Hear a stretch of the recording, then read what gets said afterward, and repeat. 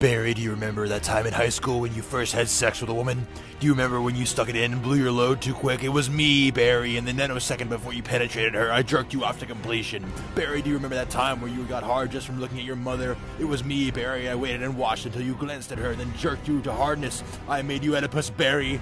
Barry, do you remember when your mother was bathing you and your brother in the tub, but you had to get out of the tub early because your brother peed in the water? It was me, Barry, I was the one that peed in the tub. Barry, do you remember when you came, shit, farted, and pissed yourself all at the same time? It was me, Barry, I made you into the cum, shit, fart, piss man. Remember that time you tried to make a comfy Simpsons thread and it got derailed by Sneed posters? It was me, Barry, I and the rogues derailed your thread. Barry, do you remember the time you tried to share your genuine opinion about cartoons on 4chan and got mocked for having different opinions? It was me, Barry, I was anonymous. Barry, do you remember when you woke up with a sore ass that one morning when you were 6? It was me, Barry. I don't like this one very much. Remember that magnificent microwave casserole you had in your freezer?